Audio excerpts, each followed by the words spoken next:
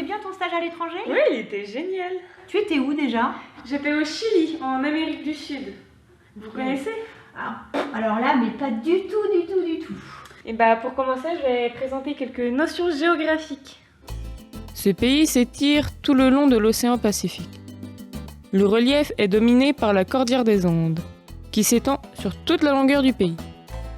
Du plateau bolivien au nord à la Terre de Feu au sud. Le Chili est soumis à une intense activité sismique. Le nord du pays est presque partout désertique et constitue l'un des déserts les plus arides au monde. Sur mes 4 mois de stage, j'ai apprécié de belles journées d'hiver à 30 degrés, mais des nuits à -10. Le Chili est un pays riche. Le cuivre est un pilier de l'économie, ainsi que le lithium. Deuxième gisement mondial situé au sud de San Pedro, l'agriculture n'est pas en reste. Fruits, vins, ovins. La capitale, Santiago, abrite 5 millions d'habitants pour 19 au total. C'est une ville vivante et colorée. Au nord se trouve San Pedro. J'y ai passé 4 mois. C'est en plein désert d'Atacama. Vous voyez là, sur la carte, peu de villes, du sable, des oasis, de splendides canyons. À San Pedro de Atacama, nous avons fait la rencontre de Mathilde et de son histoire. Cette jeune femme, d'origine française, a fait l'expérience du woofing en Amérique du Sud. Au cours de son voyage, elle est tombée sous le charme d'un centre équestre, Atacama Horse, et de son gérant, Juan.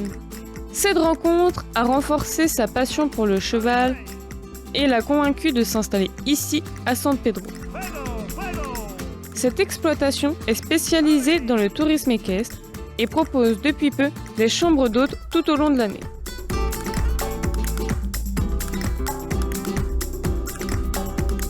Cette oasis semble perdue au milieu du désert. Ses allures de carte postale attirent des touristes venus du monde entier.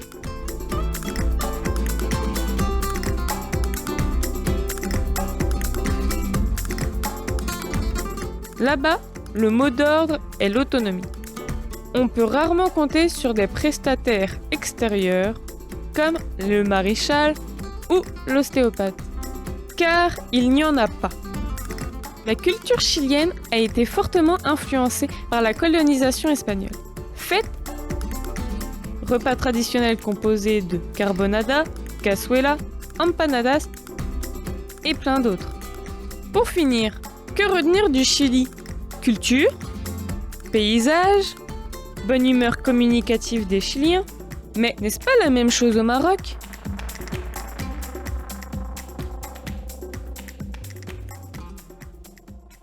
J'étais assise sous un arbre, j'ai écouté et vu une partie du Maroc. Et puis j'ai marché jusqu'à vous pour vous raconter mon histoire. Avec 37 millions d'habitants et plus de 710 000 km², ce pays du Maghreb est riche de par sa culture et ses traditions. Le côté typique du Maroc séduit le monde entier. Aussi bien par ses plats généreux, les tagines, ou encore le traditionnel couscous du vendredi. Mais aussi par son architecture orientale, riche en moulures et ornements, que l'on retrouve aussi bien dans les mosquées que dans les maisons, ou tout simplement par l'ambiance de la vie marocaine.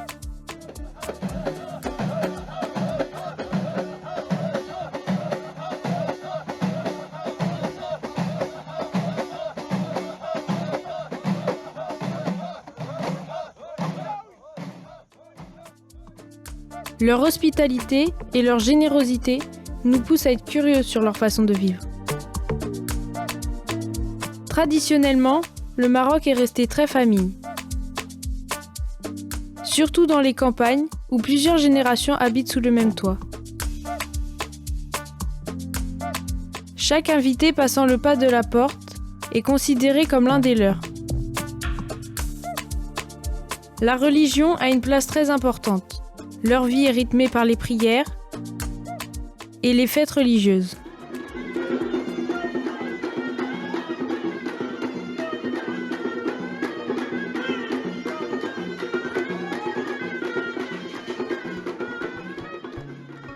Le Maroc possède des paysages très variés et contrastés. Au nord, on peut retrouver le côté montagneux et vert du pays. Et au sud, un paysage plus désertique. Le climat reste plutôt sec et chaud, avec une température pouvant monter jusqu'à 55 degrés. L'agriculture est un secteur économique très important du Maroc.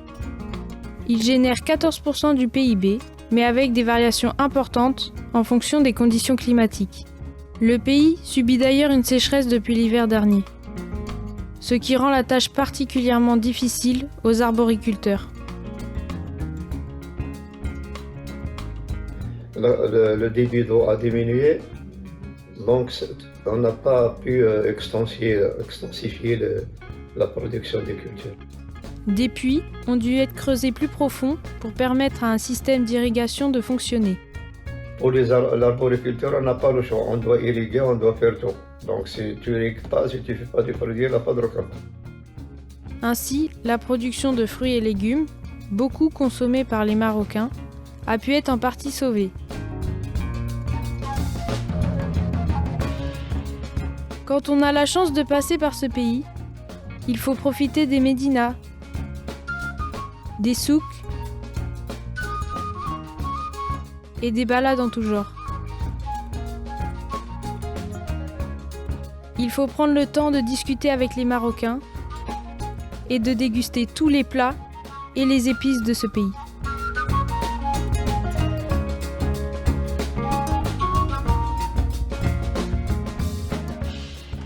Atacama Horse Adventure au Chili et Imouzer au Maroc, on pourrait croire que ces deux lieux n'ont rien en commun. Pourtant, ils ont réussi tous les deux à se développer en milieu aride. Ces conditions climatiques ont contribué à façonner ces paysages. Le côté isolé pousse les habitants à trouver des solutions pour pouvoir s'adapter.